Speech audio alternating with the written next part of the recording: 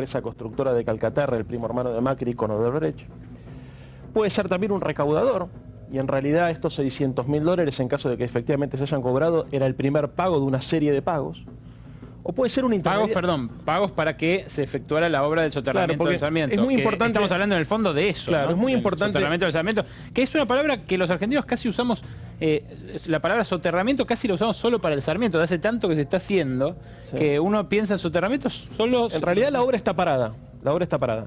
A ver, es muy importante recordarle a la gente que está en casa viendo que sepa algo. Lo primero que hizo Macri cuando asumió fue intentar sacarlo por decreto, y de hecho sacó un decreto para garantizar que el financiamiento de esta obra, que es multimillonaria, sale $3.000 millones, es una de las obras de infraestructura más grandes que tiene la Argentina, pase a ser financiada por el Estado argentino.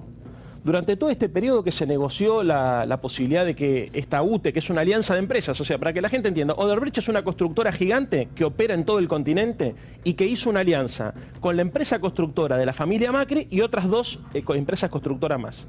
Todo este tiempo la obra estuvo parada porque hubo peleas para conseguir el financiamiento. Durante el gobierno de Cristina se le exigía a esta UTE, a esta alianza, que consigan financiamiento privado. Primero fue la crisis mundial del 2008-2009 que tiró para atrás el financiamiento, y después lo meten en cana a Odebrecht. Porque, a ver, Odebrecht es la empresa constructora de un señor que se llama Odebrecht, que está preso y que tiene una condena a 19 años de prisión, ¿no es cierto? Cuando lo meten en cana, después cae preso también este señor Meireles y se someten a un programa de delación premiada. ¿Qué es eso? Empiezan a cantar para que le bajen la pena. De hecho, hoy el señor Meireles está en libertad y tiene un régimen mixto. Cuando empiezan a contar, ¿qué es lo que empiezan a contar? Empiezan a contar que pagaron coimas por todo el mundo. Y en particular en la Argentina dice que pagaron $35 millones, que hay $2.8 millones que fueron pagados durante el periodo 2008-2014, y que se le pagó aproximadamente $500.000 de manera adicional a un intermediario. Esto dice el señor Odebrecht, y después publica Alconada Moon en La Nación. Hay un dato muy importante también. Alconada Moon cuenta en un video de La Nación que está en la red que él, antes de publicar la nota el 11 de enero, llama a la AFI.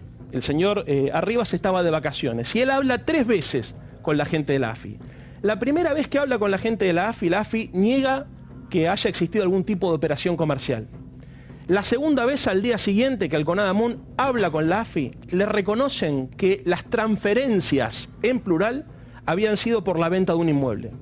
Y la tercera llamada que hace Alconada Moon antes de publicar la nota, le dicen que en realidad no habían sido 5 transferencias, sino reconocen solamente una.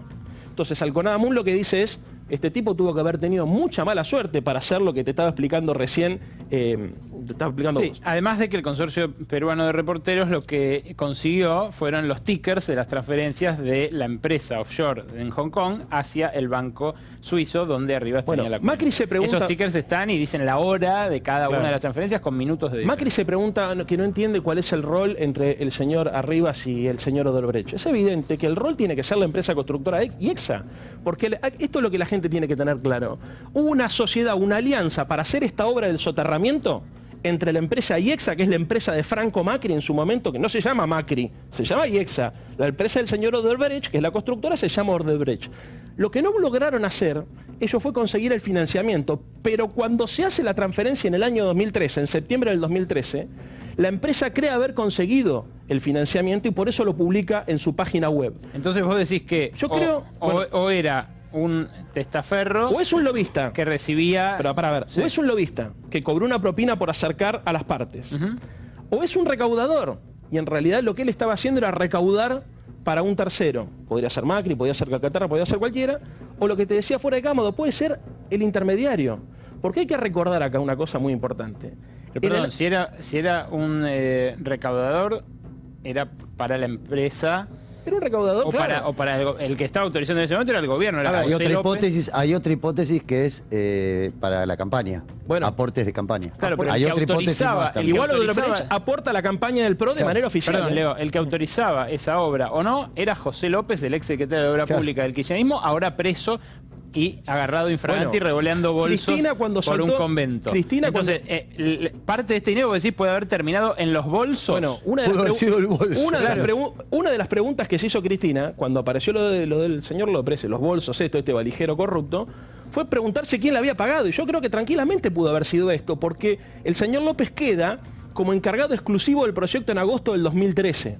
Entonces es muy probable que, a ver, Odebrecht cuando declara frente al Departamento de Justicia en los Estados Unidos dice que él le paga a un intermediario en su cuenta privada, me había olvidado decirte este comentario textual, lo dice el CONADAMUN, suponiendo que era para un funcionario. Acá lo que hay que entender es que la obra pública en América Latina lamentablemente está cartelizada, o sea, vos lo sabés perfectamente, la Cámara Argentina de la Construcción y la Cámara de Construcción en toda América Latina lo que buscan es sobornar a distintos funcionarios. Yo creo que existe la posibilidad, y no sería el primer vínculo entre el macrismo y el señor López. Recordemos el grupo Farallón, por ejemplo, ¿no es cierto? Hay un montón de puntos en contacto que era el señor Gutiérrez, era el titular de la casa donde se lo encontró al señor López y era portante de la Fundación Suma, o sea, de la Fundación del PRO. A ver, hay muchos puntos de contacto. Al despacho de López se solían acercar, y asiduamente, y lo sé por gente que los veía allí, en primera mano, se solían acercar Nicolás Caputo y Ángelo Calcaterra. Lo último, al despacho del ahora preso José López. Cierro con esto. A ver, lo que es muy importante que la gente sepa, Macri en julio del año pasado, por decreto, consiguió que el Estado argentino financie esta obra. Son 3.000 millones de dólares, la va a financiar a partir de este año los próximos 5 años. Cosa que no ocurrió entre el gobierno de Cristina. Yo te decía recién afuera de cámara. Guarda, viste, porque muchos quieren vincularlo con Cristina. Cristina no pudo haber hecho lo que hizo Macri y no lo hizo. Eso, en todo caso, es cuestión que deberá dirimir la justicia. Por ahora, lo muy sospechoso es la ruta de este dinero. Y en todo caso, después, cuando escalemos a ver por qué en 2013 se giró ese dinero, habrá que averiguar también quiénes ocupaban en ese momento las sillas de decisión, si tomaban esas decisiones solos o si miraban hacia arriba y preguntaban a ministros o a presidentas. Pero tenemos también un diputado del PRO, José Luis Patiño. José Luis Patiño, buenas noches, gracias por venir. La verdad estamos anonadados, es una persona en el vértice del poder, complicada en operaciones todas turbias. Mira, creo que lo importante acá es esperar que trabaje la justicia, que trabaje con independencia y que trabaje rápido. Lo importante es que se esté hablando de esto ahora y que no se esté hablando dentro de 10 años, porque dentro de 10 años es muy fácil empezar incluso a despegarse. Ahora lo escucho recién a Leandro intentando la vinculación de López, de los bolsos de López. Ahora resulta que Cristina recién se pregunta de dónde venían los bolsos. Esto me parece que lo importante es que la justicia trabaje ahora, que trabaje con independencia, y en lo personal te digo, quiero que esto se resuelva. O sea, no es bueno para nadie, que estemos viendo esto y que tengamos estas dudas. Recién hablábamos muchas dudas, puede ser esto, puede ser el otro. Bueno, ahora vos reconocés que Odebrecht es una empresa que está acusada mundialmente por corrupción, ¿no es cierto? Creo que se calcula que pagó coimas por 2.500 millones de dólares. Te quiero decir, esa empresa Odebrecht hizo la UTE en el año 2006 con la empresa de Macri cuando Macri estaba al frente de IEXA. Lo que pasa es que el señor Franco Macri tuvo por lo menos la inteligencia de no ponerle Macri Construcciones, entonces por ahí para la gente que está en casa es más difícil. Pero hubo una alianza, una UTE es una alianza de empresas entre la constructora de Macri y la constructora de Odebrecht. ¿Se entiende? Entonces es muy difícil que el señor Odebrecht esté implicado en cuanto caso de corrupción aparezca y el señor Macri no. Y te quiero decir más, además la construcción de los troncales, de gasoductos troncales en Córdoba, también actualmente es una obra que hacen Odebrecht y EXA, la empresa constructora de la familia Macri, juntos. Entonces es muy difícil, ¿viste? Leo, perdón, a mí me interesa, Patiño, preguntarle, ¿cómo se siente usted como parte de esta coalición? Digo, la Alianza Cambiemos asumió con un compromiso de terminar con todo esto. El compromiso lo tenemos y justamente el compromiso ese es lo que hace, recién escuchaba las declaraciones de Carrió. Carrió dice, ojalá que sea inocente, pero que la justicia actúe. Entonces... pero el jefe de la AFI no es Carrió, es Arribas, y Arribas, que ocupa un puesto mucho más importante institucionalmente que Carrió y mucho más bajo el escrutinio público, acaba de presentar después de un mes un papel muy dudoso. ¿Cómo lo hace sentir? Lo importante es que lo presente, lo importante es que se presente cada vez que la justicia lo requiera o que se presente como ayer lo hizo en el Congreso. ¿Y cómo me siento? Y yo quiero que no sucedan estas cosas, que no estén estas dudas. Lo importante es que dé explicaciones convincentes. Acá lo importante es que dé explicaciones convincentes porque es un funcionario público. Pero por supuesto, yo estoy de acuerdo. ¿Vos te das cuenta que lo está poniendo al borde del ridículo el presidente de la Nación? Porque cuando Macri dice esto es por la venta de un inmueble, lo dice evidentemente porque lo llamó arriba de Brasil y le dijo, escúchame, decime qué digo, no, vendí un departamento. Pero resulta que no lo pudieron explicar después. Vamos a incluir en esta discusión a Manuela Castiñeira, también nuestra invitada esta noche, dirigente de la izquierda de Nuevo Más. Buenas noches, Manuela. Buenas noches, Berco, Mariano, a todos. Muchas gracias por cederme la palabra. Disculpen, pero necesito tomarme unos segunditos porque estamos hablando de esto. Luego vamos a hablar de otras cosas. Un temita... Te quería pedir tu opinión sobre Rivas, si no seguimos el debate. Dale. Sí, puedo darte mi opinión sobre Rivas, pero hay varias cosas que después entonces te voy a pedir la palabra para incluir, que son preocupantes de este gobierno. Tenemos incluso un panel, permíteme. Lo único que me pregunto... Ya que vendemos otras cosas, tenemos incluso un panel de dirigentes sociales que esta semana estuvieron cortando el puente Pueyrredón. Digo, porque hay temas aquí en Minuto Uno, quédese porque vamos a hablar de otros temas. Ahora estamos hablando de Rivas.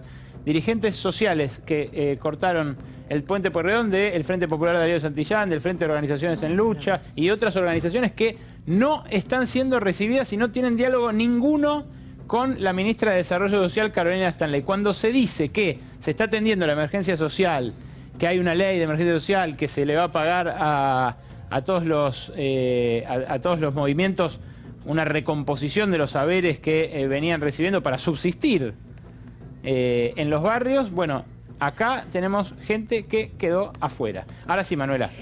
Me parece que hay una seguidilla de personajes vinculados al gobierno en toda esta trama de corrupción a través de distintas temáticas, digamos. Esto tiene que ver con lo de Odebrecht y los casos de corrupción de Brasil, pero el macrismo también tiene un intendente que no puede demostrar de dónde tiene determinadas transacciones, como es el intendente de Lanús. O sea, siguen acumulando todas estas cuestiones. Y acá tienen a un personaje que hace transacciones muebles y muebles, no sé, no es lo mismo en mi opinión una silla que un departamento en un barrio privilegiado, y por qué tienen que hacer transacciones desde Hong Kong y demás. O sea, es evidente que es todo muy turbio. Ahora, acá hay un problema, que hay una sistematicidad, digamos, en todos estos partidos tradicionales que acceden al gobierno, porque el kirchnerismo tampoco se salva. Por más que haya un intento de tratar de decir que ahora López parece que es macrista y que siempre fue un macrista, no sé, un macrista encubierto, López fue funcionario de alto rango del kirchnerismo y se lo filmó tirando bolsones de dólares. Entonces, lo que es evidente es que estos partidos tradicionales son parte de una estructura que incita a la corrupción porque no tienen ningún tipo de control popular. No hay ningún tipo de control popular, por ejemplo, de la obra pública, de qué hace el Estado con la plata. Y se benefician y se lavan las manos entre ellos. Por eso de la izquierda sostenemos muy claramente que no alcanza ni con la bicameral ni con la justicia. Hay que constituir comisiones investigadoras independientes con los organismos de derechos humanos, los organismos sociales, aquellos realmente probados que defiendan los intereses del pueblo trabajador. Porque todos estos después se hacen denuncias mutuas, que un poco el kirchnerismo, un poco el macrismo, pero entre todos mantienen la impunidad. Y no podemos permitir que le sigan afanando como lo están haciendo para enriquecerse al pueblo trabajador en general. Poneme, Nico, la lista de los puntos oscuros del caso Arribas, porque esto ya es un caso. Digo, más allá de que hay una denuncia en marcha en Comodoro Pi que está tramitando por fortuna el fiscal federal Federico Delgado, que también tiene bajo su escrutinio el patrimonio de toda la familia presidencial por los Panama Papers. Bueno, es un caso que la sociedad debería tener en la cabeza. ¿Son muebles o inmuebles? Ya lo discutimos. ¿Por qué demoró 2 años la escritura del inmueble? Ya lo charlamos. ¿Por qué Rivas vendió muebles vía Hong Kong, Suiza? Lo decía hace un rato Gabriel Morini. Hay que ser muy sofisticado para comprarse y venderse muebles a través de una empresa offshore con un banco que opera desde Hong Kong y transfiere hacia el Credit Suisse. Es completamente disparatado. Ahora, la ventaja del documento es que ahora se sabe quién es el comprador, claro. Algo que había pedido el fiscal Delgado identificar. Una vez identificado, no puede demorar mucho el asunto para decir, bueno, pero ¿por qué usted elige la vía de una cuenta offshore que se utiliza para otros fines? Porque son 3.000, 4.000 transacciones que reconoce Meireles como pago de coimas. Vaya a saber de qué cantidad para otras cosas. ¿Por qué eligen esa cuenta para mandar los fondos a Suiza? Hay que pensar que va a declarar este señor que dice haber comprado los muebles en $70.000, que insisto, $70.000 en muebles hay que amacarse para tener muebles por ese valor. Que es sobre todo pueden ser pinturas. Yo creo que Berco, vamos a decir las cosas como son, todo el mundo sabe. O sea, intentaron construir una excusa, una argumentación diciendo que habían vendido un departamento y después no encontraron la escritura que lo pueda, hay que ver si lo declaró, que lo pueda corroborar. Cuesta creer que, insisto, un prestidigitador de las finanzas como Arriba, que se dedicó a triangular, a disimular, claro, que es escribano, cuesta creer que haya caído en un error tan infantil como decir que transfirió un inmueble y que esa plata por un inmueble y no pensar que la próxima que le van a preguntar es, bueno, ¿dónde está la escritura? Es como decías vos, es un juego de palabras. Acá me parece que hay que aclarar una cosa muy importante a la gente, porque, a ver, acá hay un problema mundial y en América Latina se está viendo mucho, ¿no es cierto?, el problema de la corrupción de los grandes contratos de construcción de obra pública. Entonces yo creo que es importante que la gente sepa que lo que se ha armado lamentablemente es una suerte de cartelización, es como un club.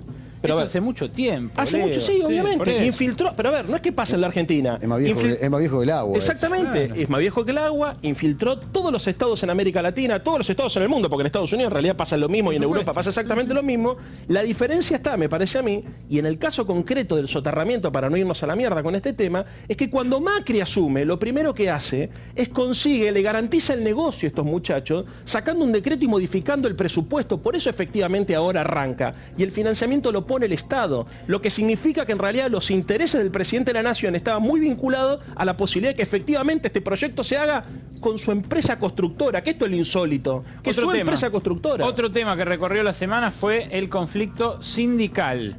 Ayer la comisión directiva de la CGT dispuso una movilización para el 7 de marzo y un paro para la segunda mitad de marzo, convocado sin fecha, con la posibilidad de mantener abierta una rendija de negociación. Hoy, Roberto Fernández, el titular de la Unión Tranviarios Automotor, decía lo siguiente sobre la jornada de protesta votada ayer.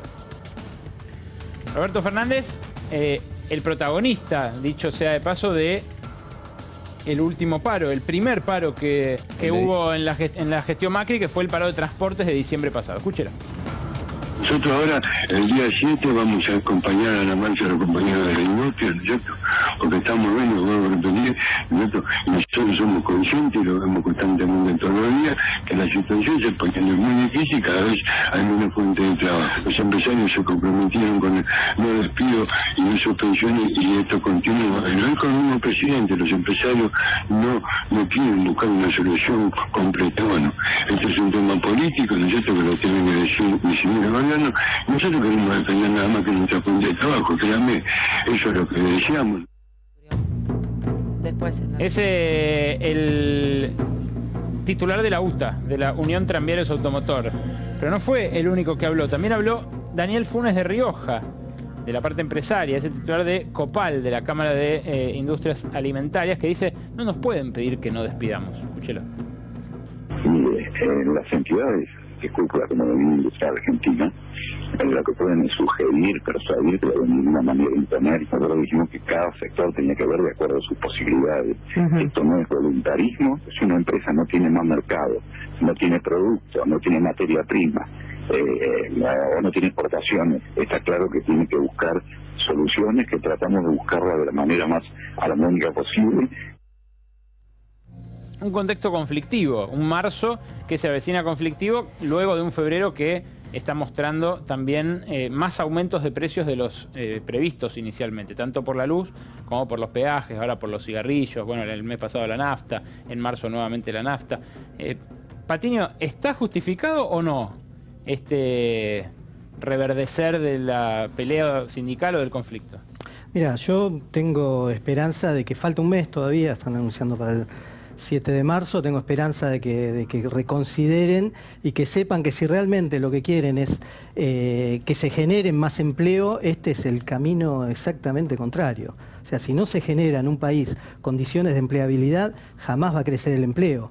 Entonces, si lo vemos desde ese punto de vista, yo te puedo decir, es un paro el que planean con un contenido político. Yo creo que en este mes van a recapacitar y vamos a tratar de salir adelante hacia crear condiciones para que se genere empleo. Manuela, ¿es un paro político? Es una necesidad. Digamos que acá hay una presión por abajo de los trabajadores por la brutal situación que se está viviendo y la CGT empieza a intentar responderlo, por supuesto, de manera inconsecuente. Acá todavía no hay llamado a paro, si no sé si actividad a partir del mediodía, no tiene fecha. La CGT viene siendo totalmente traidora y funcional de los intereses del gobierno. Ahora, el problema es que el macrismo está como Trump. Miente y dice que son hechos alternativos, que va a venir una recuperación, que estamos creciendo y que los trabajadores son todos desmedidos en los reclamos que hace. Ahora, yo me pregunto, ¿Por qué cuando hablamos de cómo resolver la inflación la culpa la tiene la paritaria y no el empresariado? ¿Por qué cuando hablamos de la transparencia hay que sacarle las cuotas al trabajador y dejar que los tipos suban los precios como quiera?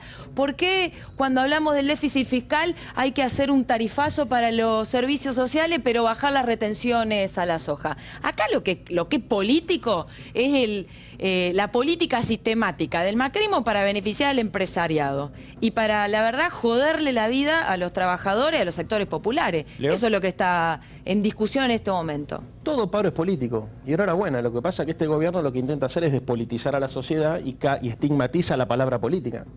Pero la verdad, desde que asumió Macri, todos los días toma una medida para perjudicar a la gente. Y son tan veloces que a veces nosotros perdemos de vista, digamos, el grado de deterioro y la velocidad del deterioro de nuestra calidad de vida. Pero si vos te pones a hacer desde pagarle a los buitres, eliminar la devolución del 5% del IVA, le sacaron los remedios a los jubilados, te aumentaron la nafta cada 3 meses, te subieron todos los servicios públicos, se disparó la tasa de interés, con las retenciones y con la devaluación generaron un impacto sobre los alimentos del 60%, todo el mundo está empobrecido, hay 200.000 despidos, se están endeudando a la Argentina. La verdad que la CGC se tomó su tiempo para hacer este paro, pues si no fuese por algunos dirigentes como Palazzo, que tienen el coraje de decirle a la sociedad desde el momento cero, desde que nos dimos cuenta que este programa económico iba a llevar a esto, que aumente la desocupación, que aumente la pobreza y que fundamentalmente aumente la desigualdad. Lo que se está viendo, Berco, me parece a mí, es muy preocupante, es a partir de la brecha de la desigualdad, estás pensando ver una polarización social. Durante mucho tiempo nosotros hablamos de polarización política, pero ahora la diferencia entre clases sociales es tan grande que genera violencia, resentimiento, y yo creo que o el gobierno toma nota de lo que está pasando por abajo, o marzo y abril de este año van a ser muy conflictivos. José Luis, pareciera por esa enumeración que hay sobradas razones como para parar. ¿Usted no cree lo mismo? No, mira, este es un gobierno que ante todo nunca negó cifras, no negó los problemas. Lo que nosotros tenemos que hacer como políticos y como partido de gobierno es buscar la solución para salir hacia adelante de este problema. Yo lo que tengo, hoy estaba viendo, recién me llegó hace un ratito, me lo hice imprimir, tengo información sobre, por ejemplo, la inflación está en baja, eso estamos de acuerdo en todos. Sí. Que haya precios que suban, sabemos que suba a un determinado precio no significa que la inflación se dispara. Pero está en baja por la recesión y además quieren poner la paritaria el 17. Pero vamos a ver, lo que nosotros necesitamos... Hay desaceleración de la inflación que no es lo mismo que la baja de la inflación. Pero son dos cosas realmente distintas. La gente no consume, ¿cómo va a haber inflación? Pero a ver, hay inflación igual porque los precios regulados, esto es lo loco, los precios que regula el Estado, hay algunos precios, para digámosle a la gente, hay algunos precios que el Estado puede regular, las prepagas, los servicios públicos, la educación, ¿no es cierto? Que para aumentar tenés que pedir permiso. Autorizaron todos. Vos fíjate, cada 3 meses te va a subir la nafta. Ahora avisaron que van a pegar un tarifazo con la luz, pero además te avisaron que en octubre, después de las elecciones, va a haber otro tarifazo. El tarifazo sobre los servicios públicos también impacta sobre el resto de la cadena de producción y la estructura de costos. Entonces después se transfiere al costo del comerciante y al costo del industrial. Cuando te querés dar cuenta, la inflación deja de ser del 17%, pasa a ser del 25%, del 30%, y lo más loco de todo, que le vas a pedir a la gente que acepte las paritarias en el 17%, con lo cual volvés a perder poder adquisitivo, se vuelve a enfriar la economía y no pueden resolver el problema que han traído ustedes acá, porque la verdad es que en el 2015 vos tenías la inflación bajando, cuando Cristina deja el gobierno, la inflación estaba bajando y la economía estaba creciendo 2,5 puntos. En el 2016 hicieron la ecuación inversa, subieron la inflación y decreció el Producto Bruto Interno, hicieron mierda la actividad. De todos modos, pero no, porque si no, antes parece que Macri tira los bolsos por el convento, no, ahora parece que en Panamá los tira por la frontera de Argentina y caen en Panamá. Ahora parece que venimos de un país donde no hubo inflación durante 12 años. Dejémonos en bromar, vamos a tratar de hablar en serio y tratemos de pensar, el país lo tenemos que solucionar entre todos. Yo estoy de acuerdo, tenemos pensamientos distintos, tenemos maneras, el pueblo votó para que nosotros seamos los que llevemos el país adelante con la propuesta que tuvimos. Es una propuesta diferente al pensamiento ideológico que tienen ustedes. Tenés razón, eso está claro. Eso está claro. Ganaron eso está claro. No es con mentiras. Nosotros en todo y ahora un año después hay 50.000 puestos de trabajo perdidos solo en el verano. A ellos le esperamos 12 años. 50.000 puestos de trabajo solo en el verano. La sociedad esperó 12 años. Explícame cómo vamos a estar mejor. La sociedad esperó de colores vamos a estar mejor. Esperó 12 años. 12 años y terminó optando por otro camino, por otro gobierno, que es este. es este. Nosotros estamos con un plan que tiene que ver, apunta a la producción, apunta a que primero se normalicen todas las variables económicas para que el que invierte y el que puede crear trabajo, porque el trabajo ¿dónde se crea? ¿Dónde se crea el trabajo? El trabajo se crea en la mente de una persona y en la mente de esa persona que arriesga para poder generar el empleo. Abandonamos la economía para hablar de metafísica. Si esa persona no tiene las condiciones necesarias para generar proyectos productivos, no se va a generar empleo. Nosotros estamos trabajando en eso. Todo lo demás son libritos de hace 200 años. Lo que falta, José Luis, es que tenga clientes también. Es que el problema es pero vos te pensás, cuando hablan de consumo, ¿no? Generar consumo, ¿de dónde sale el consumo? ¿Sale así mágicamente? Del salario, sale. Si no lo rebajan y lo revientan, de la distribución ¿de dónde sale la plata? De la distribución de la renta. Aclaremos. ¿De dónde sale? De la maquinita. De la distribución de la maquinita. Pero ahora no hay maquinita, no está ni... Ahora no hay maquinita. Entre kirchnerista y macrista no termina de pero eso, ¿sabes de dónde sale? De la distribución de la renta. Cuando vos distribuís la renta... Hay problema con lo de las inversiones. Nos gustaría, para que la gente que lo ve y demás, porque se habló mucho, viste, que van a venir las inversiones, entonces buscaron al trabajador y le dijeron, ¿sabés qué? A tu convenio colectivo hay que reventarlo, como hicieron con los petroleros. Bueno, no podés cobrar horas extra, hay que echar gente y trabajar el doble. ¿Sabés qué vamos a hacer con la paritaria? Perdiste 10 puntos el año pasado y este año hay que perder 10 más, ¿me entendés? Y arrancamos en el 17%. Bueno, y así una sumatoria. ¿Por qué? Porque había que preparar todo para las supuestas inversiones que iban a venir. O sea, reventaron al salario del trabajador, sus condiciones de trabajo, y buscan redoblar, y las inversiones no vinieron. Pero van a venir. No llegaron las inversiones. ¿Y ahora qué dice el ministro de Trabajo? No, el problema es Brasil. O sea, cada 2 segundos hay un nuevo chamullo para seguir ajustando al trabajador. Yo me pregunto, ¿qué le van a sacar al empresariado para beneficiar a los de abajo? Porque acá los que se beneficiaron son los de arriba, son los ojeros, son los mineros, son los empresarios y todos los amigos del gobierno. Yo me pregunto, ¿qué plan económico tienen para beneficiar a los de abajo? Porque ustedes ganaron elecciones diciendo que íbamos a estar mejor y le mintieron al trabajador y el trabajador los votó. Y lamentablemente los votó porque los kirchneristas estuvieron 12 años y no resolvieron un solo problema de fondo de este país. Dejaron el impuesto a la ganancia, el aborto ilegal, la estructura de corrupción. Y ahora vienen y se pelean los macristas con la herencia, los kirchneristas diciendo eso de derecha y ninguno resolvió nada. Les introduzco otro tema porque no quiero dejar esto sin comentar y sin debatir. Esta es la imagen del helicóptero presidencial. Imagen tomada hoy por el diario El País de Montevideo. En este helicóptero presidencial, el piloto fue a buscar a Juliana Aguada y a Antonia Macri. La familia del presidente que pasó 3 días allí descansando luego de las largas vacaciones que tuvieron en enero y luego del descanso en Chapadmalal.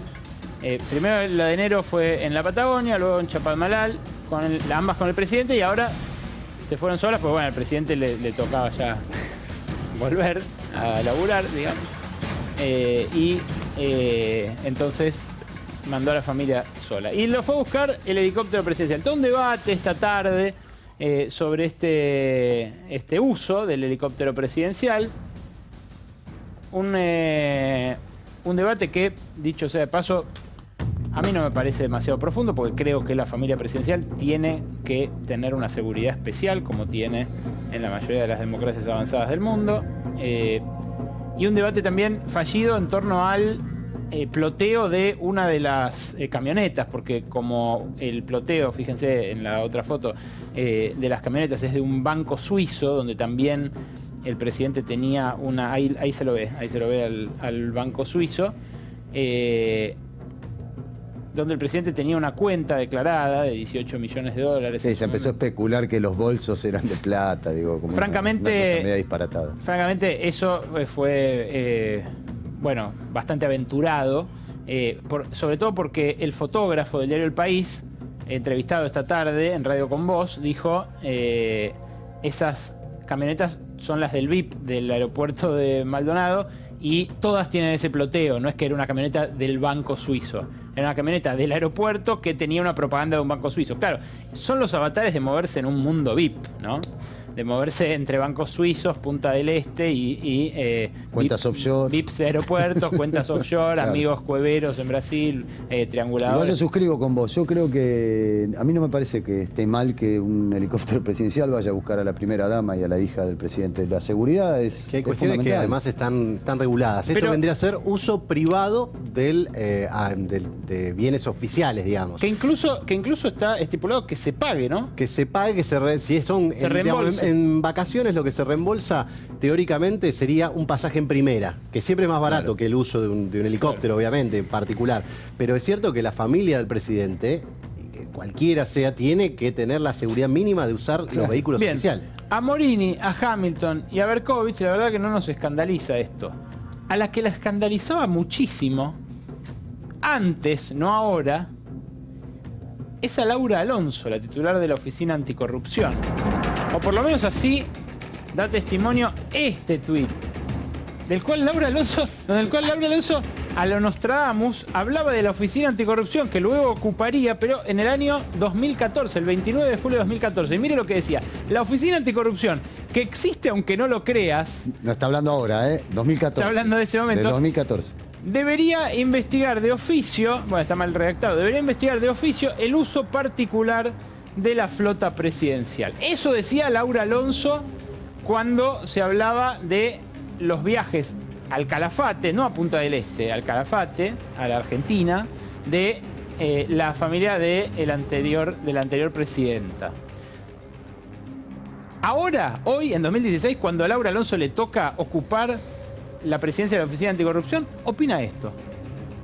El jefe del Estado y su núcleo familiar están protegidos por la Casa Militar, ¿sí? Que le brinda los servicios de seguridad. En ese sentido, sus traslados deben hacerse en el marco, repito, de la prudencia, la austeridad y la razonabilidad en vehículos oficiales. Así que esto está cubierto por la ley de ética. Y la otra cuestión que a mí me parece que es muy importante, que todos debemos saber, es que a la primera dama, que cumple funciones protocolares, también se le aplican los deberes previstos en el Código y la Ley de Ética Pública. El uso es correcto. Lo que es incorrecto en términos éticos es el abuso. El presidente y su familia deben tener conductas ejemplares, no solo en cuestiones legales, sino también éticas. Entonces es importante hablar del uso adecuado, prudente y austero de los bienes del Estado que hace el presidente y su familia, la familia presidencial, y poner el límite cuando las situaciones pueden ser abusivas. Nosotros entendemos que aquí no hay una situación abusiva, que la señora se ha trasladado junto a su hija con la custodia correspondiente y que no pasa esas situaciones que quizás se veían en el pasado de que se enviaban los periódicos impresos a otra provincia de la flota oficial. Molesta el uso. A mí no me molesta el uso ni de unos ni de otros de la flota oficial, que para eso está. Pero francamente, la doble vara de Laura Alonso es demasiado evidente. Es demasiado evidente porque hablaba de eso hace meses, hace un año y pico, y casi textualmente se desdecía de lo que ahora dice. Esa doble vara no la tapa el perocristinismo, el pero Cristina. Me parece que primero eso ya cansó. Después de un año ya cansó. Pongamos que había un año para usarlo. Parece que ya cansó. Y segundo, o se indigna uno por lo uno y por lo otro, o acepta que es un uso que todos aceptamos que tiene una familia presidencial, o no. Digamos, pero la doble vara me parece demasiado evidente, ¿o no, Manuela Castinera? Yo lo que te puedo, además de, digamos, de la doble vara, pero es un mecanismo que utilizan permanentemente el macrismo y el kirchnerismo, la verdad que lo que tengo para decirte que es muy distinto a viajar en el Roca, como viven los trabajadores, a tomarte el 98 para irte a Zona Sur, el 343 o cualquiera de esos colectivos. Eso es lo que tengo para decirte. Es evidente que todos estos sectores, digamos, del gobierno y políticos tradicionales viven de una manera realmente muy distinta a la que viven los trabajadores, y eso es escandaloso. No, yo coincido con la caracterización que hicieron ustedes recién. Lo que me parece que el día que vos le decís a los argentinos que tiene que usar 4 horas la tele y 4 horas la compu porque estás en emergencia y hablas de austeridad y de achicar el gasto, hubiese sido bueno también un gesto de acompañamiento. A mí me parece que este tipo de cosas pueden generar tensión social y generan, me parece a mí, el caldo de cultivo para la antipolítica. Porque si vos encarás un programa de reformas como el que está encarando este gobierno y de ajuste estructural donde todos estamos cada día más pobres, este tipo de cosas, más allá de que tal vez no esté mal que la primera dama lo utilice, deberías cuidarlo. Porque me parece que a la gente que no le alcanza la guita para fin de mes, ver que la primera dama se va a Punta del Este y utiliza el helicóptero para venir, para jugar con su nena, le puede llegar a quedar mal y creo que eso puede afectar el orden social. ¿Patiño?